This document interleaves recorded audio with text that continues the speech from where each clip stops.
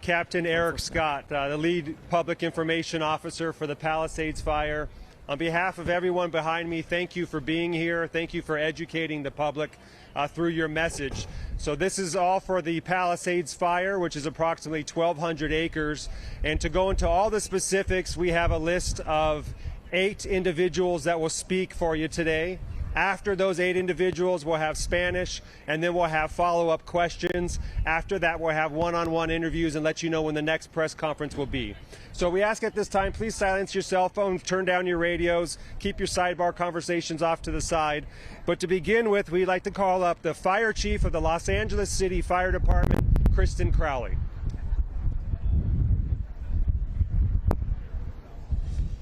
Well, good afternoon, everyone. I'll be giving you a brief on what your LEFD has done up to this point. So at 10:30 this morning, a brush fire was reported at 1190 North Piedra Miranda Drive in our local fire station here right behind us at Fire Station 23. Los Angeles is currently experiencing an extreme fire weather condition with red flag alert. At the time of the fire, the relative humidity was 12 and the winds were approximately 25 miles an hour with gusts up to 50 miles per hour. Based on the red flag weather, your LEFD pre-deployed additional resources, made public awareness notifications, and issued parking restrictions in high hazard fire areas to ensure that the means of access and egress of our local fire stations and apparatus could move up and in around the area. First LEFD resources reported initially a 10-acre fire with 40-mile-per-hour winds and alignment heading towards the west or towards the ocean. The LEFD then requested all resources, including strike teams and aircraft from assisting agencies. We then went into an aggressive attack and focused our efforts on fire life safety operations, beginning with evacuations. Currently, the fire is at 1,261 acres and growing based on aerial reconnaissance. The fire is being fueled by a combination of strong winds and surrounding topography, which is making it extremely challenging for our personnel that are assigned to this incident. We currently have over 250 LEFD firefighters on scene, including 46 engines, 3 trucks, 5 helicopters, 4 brush patrols, 2 water tenders, 6 paramedic ambulances, 1 fast response vehicle, 1 advanced nurse practitioner unit, 2 bulldozers, 10 chief officers, fire investigators, and safety officers. Additionally, we are so grateful for the hundreds of law enforcement officers, partner agencies, first responders, and public work members that are engaged actively in this operation. PCH is closed from Lincoln Tunnel to Topanga Boulevard. Evacuation orders are in place for approximately 30,000 residents, including the Highlands area. North of PCH, south of Topanga Canyon Boulevard, east of Tuna Canyon Road, west of Seabreeze Drive and Surfside Drive. Our evacuation center is the Westwood Recreation Center, located at 1350 South Sepulveda Boulevard in LA. The population threatened is approximately 25,748. Households threatened is approximately 10,367. Structures threatened are approximately 13,208. At this point, we feel very blessed at this point that there's no injuries that are reported. We do have reports of multiple structures that are damaged. Since the beginning of this fire, I've been in constant communication with Mayor Bass, as well as other city leadership, who's working very, very closely. As you can see, this entire entity behind me, we're working seamlessly and closely to ensure that we are protecting lives and property first. So with that, we'll go ahead and introduce the next speaker. Thank you, Chief Crowley. The next speaker will be the Los Angeles County Fire Chief Maroney. So good afternoon. My name is Anthony Maroney. I'm the County of Los Angeles Fire Department Chief. Shortly after the start of the Palisades Fire, LA County Fire did assist the City of Los Angeles with a first alarm brush assignment. At 11:30 hours this morning, our LA County Fire Department went into unified command with the City of Los Angeles, and at 12:30, our CAL FIRE partners from the state went into unified command with not only LA City Fire, LA County Fire, and LAPD. Currently, LA County Fire is providing aerial resources to fight this brush fire, including our Firehawk helicopters, our CH-47, part of our nighttime QRF resource that we have, in addition to our CL-415 Super Scoopers. We also have 3 engine strike teams assigned and almost 100 LA County Fire personnel. I want to let all of the viewers and listeners know that we are not out of danger.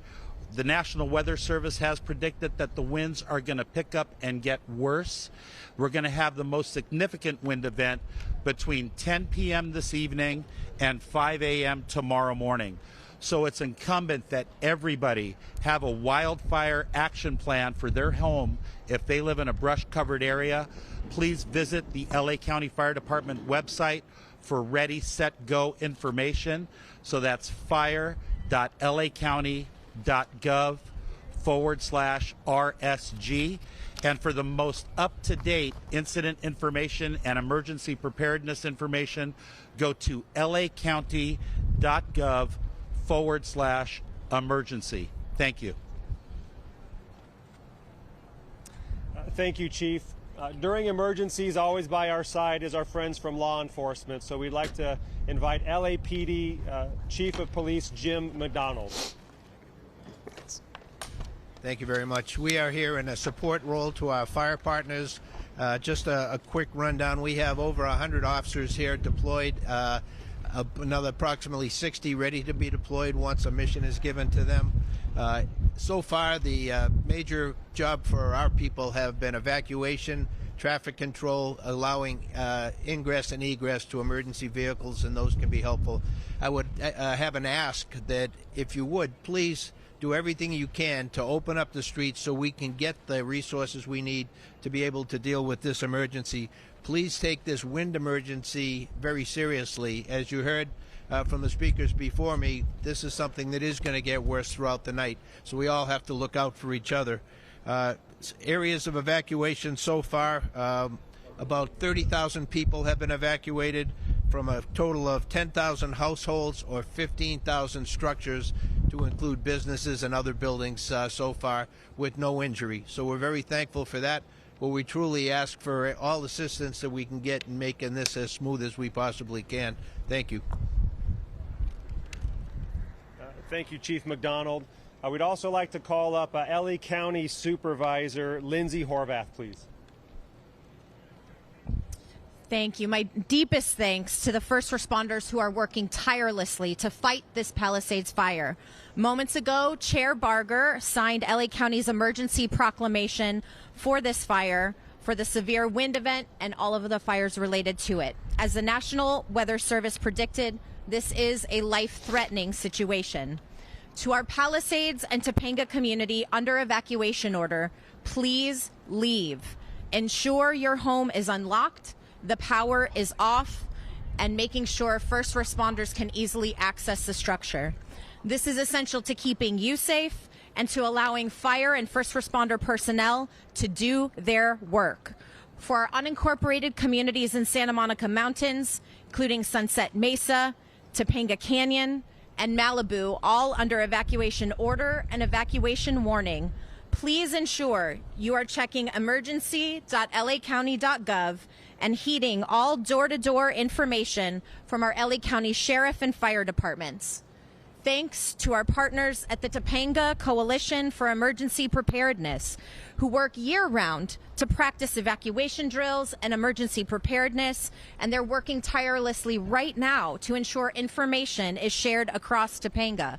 For those with livestock, the evacuation location is Pierce College. For those needing small animal evacuation location, the Agora Animal Shelter is available to you.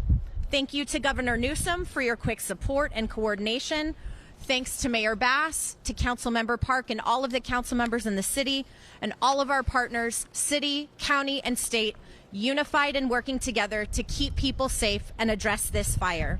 The county and city of Los Angeles have a lot of experience in unified command.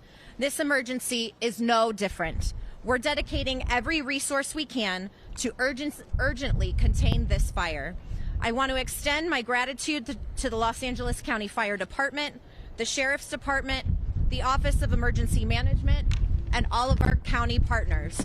I know LAUSD officials also wanted to be with us, but given the conditions, that was challenging. A few school updates. Topanga Elementary at Woodland Hills Academy will be relocated all week. Palisades and Marquez Elementaries will be relocated at Brentwood Science Magnet for tomorrow. Paul Revere Middle School will be relocated at University High tomorrow. Pali High School is not in session this entire week, and Canyon Elementary will be relocated at a location to be determined. To those affected by the Palisades fire, I know today is terrifying and it is painful. Please know that you are not alone. The County of Los Angeles and all of our partners are here together to stand with you and be in support of you. Thank you again to everyone who is contributing resources to this incident. Your partnership is appreciated and it is essential to keeping people safe. Thank you very much. Thank you, Supervisor. Next, we'd like to bring up Los Angeles City Council President Marquis Harris-Dawson. Thank you so much. I just want everybody to know that since this morning, about 7 a.m., I've been in direct communication with Mayor Bass, who's on her way home from a diplomatic mission on behalf of the United States government. She will be here within hours. Also, we want everybody to know that the city is well prepared and has a tremendous emergency management infrastructure who has been on the case since 6 this morning at the beginning of this wind event. I'm proud to say that we have some of the best men and women anywhere in our fire department, our police department, as well as their partners across the state and across the county. I am also want everybody to know that as acting mayor and president of the LA City Council, along with the county, and we'll hear from the governor later, the city of LA is declaring a state of emergency through this wind event, and we'll have all resources on deck. And our ask, our personal ask, and we'll hear from the council member from this district, but if you can stay off of our roads, please do so to allow emergency vehicles to go across the city. And also remember, we'll continue to drive this home. The worst and most severe part of this wind event is yet to come. So if you're around the city and you have been spared, be thankful, but also be on guard. Bring your lawn furniture in. And again, help us by staying off the roads. And I will ask the council member from this district who's been on the street since early this morning, making sure the neighborhoods have the information that they need and resources that they need to come to the podium, our own Councilwoman Tracy Park. Thank you everyone for being here, and Council President Harris-Dawson. I want to begin by thanking all of our public safety partners. LA City Fire has over 250 firefighters on the front lines in the hillsides right now, actively fighting this fire, supported by more than 100 firefighters from LA County Fire, as well as additional resources from Orange County, Ventura County, CAL FIRE, and neighboring cities, including Arcadia and Santa Monica. I also want to thank our partners in law enforcement for their terrific coordinated response with us today. LAPD, LA County Sheriff's Department, CHP is here, as well as our park rangers. Obviously, the scope and scale of today's fire here in the Palisades has been terrifying. We are so incredibly grateful for the swift response. And to my constituents here in the Pacific Palisades, I want to reiterate, this is not a drill. This is an actual public safety emergency. Areas west of Mandeville Canyon and north of Sunset have been ordered for evacuation, so please make sure that you are packed and ready to go and complying with all directives being given to you by law enforcement and our partners at the fire service as well. LA City is activating emergency shelter at Westwood Recreation Center. People in the Palisades who have been displaced by today's events are invited to go there. We are working with animal services to receive and care for pets that are being displaced as well. And as additional resources come online, we'll be providing those updates for you. Local residents should follow along for additional information and updates through official city channels, as well as LAPD, LAFD, and LA County updates, as this is a dynamic situation. This is a fast-moving and growing fire at over 1,200 acres at this point.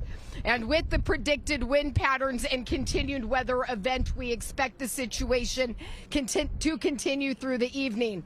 It may take our partners at Fire a couple of days to get the situation under control. It may be some time until people are allowed to return to their homes and residences. Please bear with us through this period as our public safety partners work hard to protect lives and property and ensure that this area is safe before people return. In the meantime, if anyone needs additional assistance, I would welcome them to reach out to me and my team. All of our contact information is at cd11.lacity.gov. Thank you to my friends and constituents, and thank you to all of our partners, including Governor Newsom, for being here with us today. Thank you so much. Thank you, ma'am. We'd like to now ask Council Member John Lee to please speak. First of all, I just want to thank all the firefighters who are and first responders that are fighting this fire right now. Also, a big thank you to all the organizations throughout the city, county, and state that are assisting our firefighters in what they need to do today. As chair of the Public Safety Committee, it's my job to monitor situations all throughout the city of Los Angeles. And the most important information that I can share with you today is to all of our residents. As soon as we get any new information, we are trying to disseminate that as quickly as possible. It's important that you listen to that information. As someone who represents a district that is commonly affected by fires, I'll tell you one of the issues that we ask our residents to do is, if you're asked to evacuate, if you're asked to stay off the road, whatever it is that we're asking you, if you're in one of those affected areas, that you don't create additional problems for our firefighters, so our firefighters can focus on what they're supposed to do, and that's getting this fire out. Thank you all for being here. Thank you, Council Member. And now we'd like to ask the Governor, Gavin Newsom, to please speak. Thank you, everybody. Hell of a way to start a new year. Again, let me add my voice, the voice of so many others, in extending deep appreciation to the men and women in uniform across jurisdictions. I want to thank, in particular, Chief Crowley and Chief Moroni for your outstanding leadership, Police Chief, Sheriff's Office, all of our local law enforcement agencies that work hand in glove. There is simply no better mutual aid system anywhere in the United States of America, and you're seeing it now at scale once again here in Southern California. I say once again because we were here not too long ago, the Franklin Fire, a few weeks prior to that, the Mountain Fire, November, December, now January. There's no fire season, it's fire year, it's year round. And it's incredibly important that we heed the warnings, the calls, that we're not out of the woods by any stretch of the imagination. You may feel at home that you're fine down in Riverside County, San Bernardino County, down in Ventura County, other parts of the state, but there's a reason we pre-positioned hundreds of assets and personnel on Sunday in anticipation of this wind event. 110 engines specifically were sent down, 45 by CAL FIRE, 65 through our mutual aid system, through the Office of Emergency Services, water tenders down here, 7 new helicopters we brought from Northern California down to Southern California. We just brought our C-130 down from Northern California and already just had its first drop. By no stretch of the imagination are we out of the woods. You heard Chief say 10 p.m. tonight till 5 a.m. tomorrow will be peak winds. and having just quite literally an hour or so ago gone up the canyon and saw firsthand the impact of these swirling winds and the embers and the number of structures that are destroyed, not a few, many structures already destroyed, and the fact that people were still not evacuated, still did not heed the warning, were just coming down the canyon, is a reminder of how serious this moment is and how important it is you listen to these evacuation orders. We've all been to memorials. I've never been to a memorial for a building, but for family members and loved ones. I know you cannot say this enough. It's foundational. One other thing I want to say, because you can't say it enough, is expression of gratitude. The President of the United States happens to be in town. It didn't take more than a text message to get the FMAG approved, which means we're getting reimbursed for the vast majority of these costs. No politics, no hand-wringing, no kissing of the feet. The President of the United States said, yes, what else do you need? Emergency proclamations being drafted as we speak. And I just want to thank the President, because that's something I don't take for granted and something we should not take for granted at this moment in American history. So thank you, President Biden, as well. Final point. We encourage you. You heard all those websites. I don't want to burden you with any more except one. Fire.ca.gov. And why do I say that? Nothing like it in the countries, nothing like that we've seen in any jurisdiction around the world. 3D maps and live cams on fire.ca.gov would also show you the evacuation orders. I encourage people to take a look at that site for information. And of course, ready.ca.org to make sure that you're prepared as we work through yet another extraordinary month in this fire year, perpetual fire year here in the state of California. Thank you again to all of the folks behind me and the outstanding leadership of all the elected officials as well. And forgive me, one point I'd be remiss. Thank you to Mayor Bass, who was on the phone immediately this morning, making sure even in absentia that she's here organizing everything she can to make sure we're successful as well. Thank you, Governor. Appreciate that. We'd like to open this up now for Spanish, and then we'll go to questions. So we'd like to have Public Information Officer for LAFD, David Ortiz. All right, we've been listening to officials there bringing us up to date on the Palisades fire. As you see, they're going to be taking some questions from the Spanish-speaking media before coming back to the English-speaking media for any follow-up questions that they may have. But at last count, the Palisades fire burning 1,262 acres, 0% containment right now, and we're still waiting to figure out what may have started this fire. Exactly, and we do know that there are 10,000 homes that are threatened, but we have learned also that there have been no injuries reported, and yes, multiple homes damaged. And they are saying that the worst of the winds will be happening between 10 tonight and 5 o'clock this morning. All right, we believe we're going to go to Lori Perez, live out in the Palisades with the very latest from the ground there. Yeah, Lori?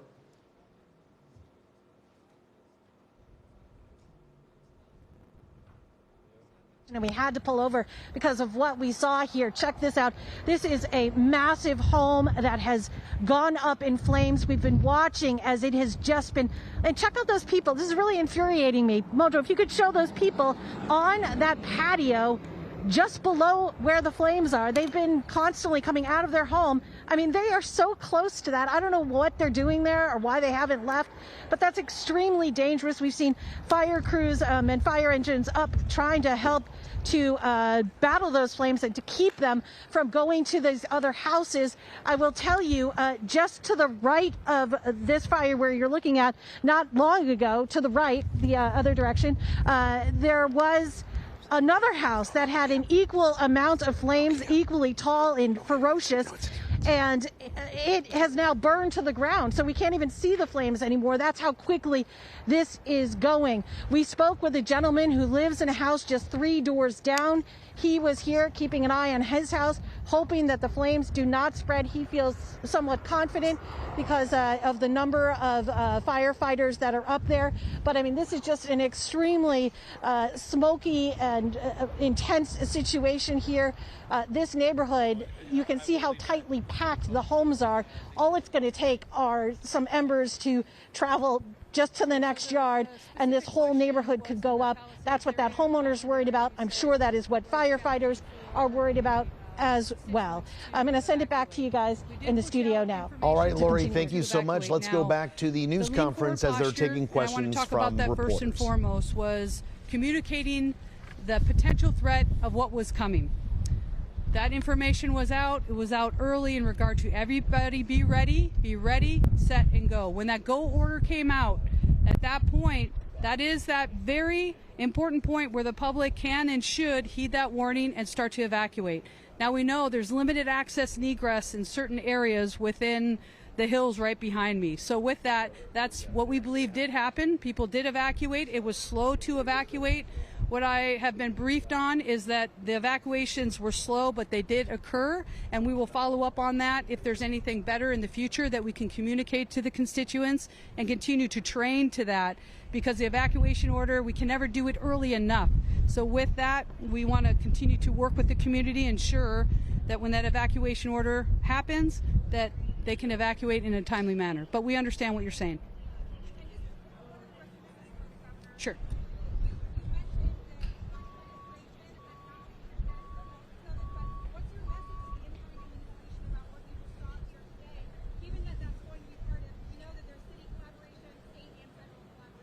Well, we're all in this together. None of us are asking for respective political identities around here. Everybody's rowing in the same direction because everyone gives a damn. They're here for each other, and that's the spirit that defines the best of this state and this country. No one here is playing politics. We have an American president in Joe Biden that recognizes his responsibility in times of emergency. When Americans are in need, he steps up, he steps in. It's not qualified by a particular request or an expectation.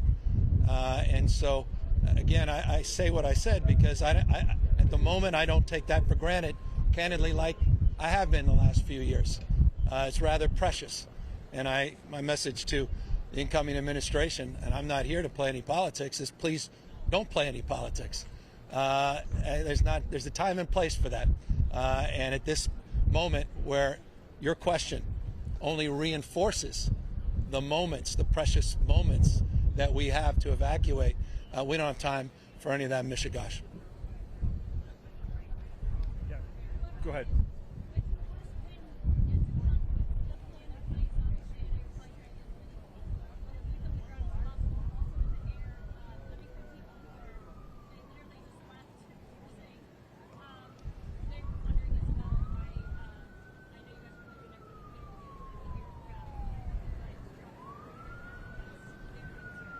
So your question's in reference to the increased severity of wind and resources?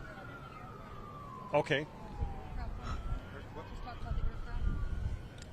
Yeah, was your question regarding nighttime aircraft operations? Yeah, obviously the worst is yet to come at about 10 p.m. and overnight. Right, so the plan is they're developing a plan for nighttime air operations. It's going to be a combination of LA City fire units, LA County fire units, state fire units, and that quick reaction force of the CH-47s that drop retardant at night. We are going to take advantage of the lower temperatures at night, but with increased wind speed, aerial firefighting becomes more dangerous. There is a cutoff mile-per-hour wind at which we will not operate at night. Flying during the night is more dangerous than flying during the day. We want to make sure that we don't get anybody killed, but we do want to fly both day and night. So we're going to have to wait and see what happens. I mean, it's going to be interesting. If the winds are going to get worse right now, it's going to be very difficult for our aerial assets to actually make a difference for the folks on the ground. It could be 30 to 40 miles an hour sustained. You know, we do have history of operating with high gusts, but it really isn't effective because as the water exits the bottom of the drop tank, it just gets carried away by the wind and never reaches the ground. So there really is no point to putting people at risk if that firefight isn't making a difference.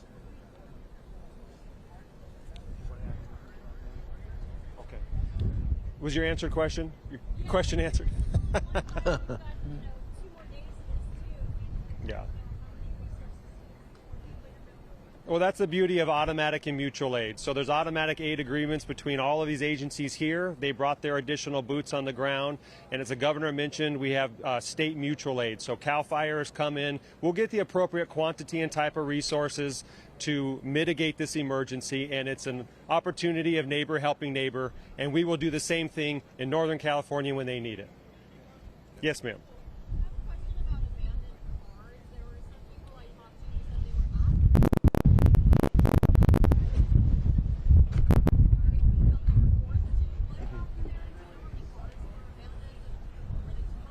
Sure.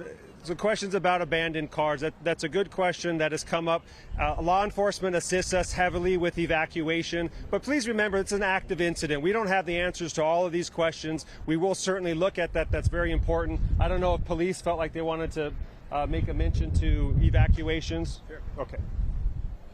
Yeah, just on that question of evacuations, vehicles left in the roadway. If you have to leave a vehicle in the roadway, get it as far off the road as you can so that emergency vehicles can get by. The gist of moving them with bulldozers was an emergency situation. You got to get those fire resources through, and they do what they have to do to be able to facilitate that. So we're asking really for the cooperation, and think a couple of steps ahead. It's not just your vehicle there, but then others line up behind you as well as they see what you're doing. And so I can't stress enough, please follow the evacuation orders. Do your best to be able to get out to safety. Bring the equipment you will need for the next couple of days with you, because as you've heard over and over again, this is not going to end very quickly. Thank you. If I could just expand a little bit. On Saturday, state started to convene respective leadership across the state of California at the Office of Emergency Services.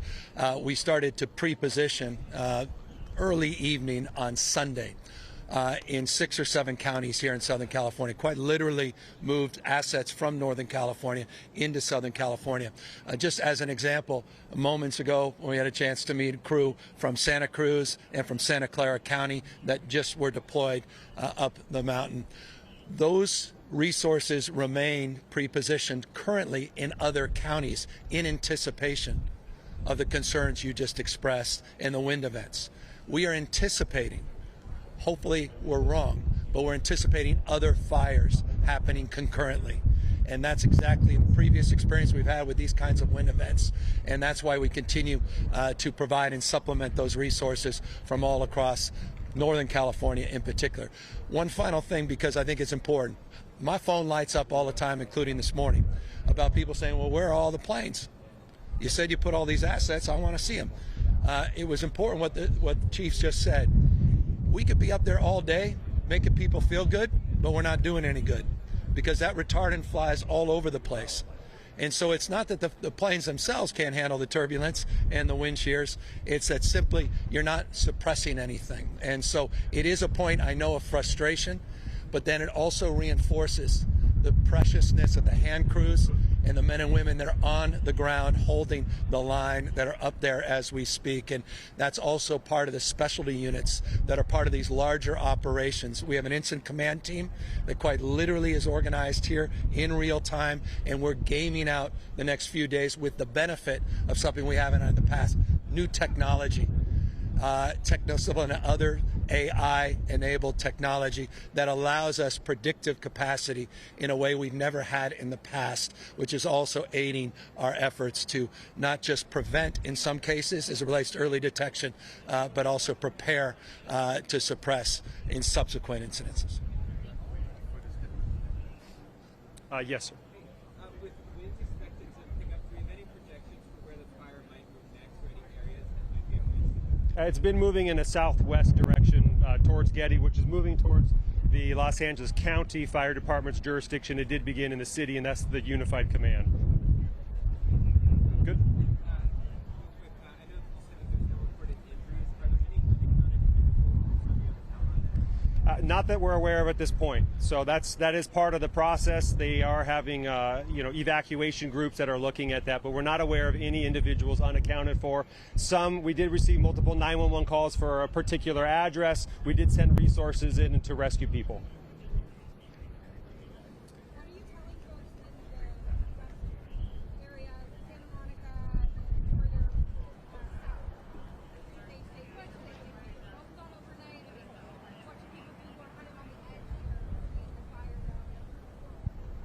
Okay, so what are we telling the people south of the fire?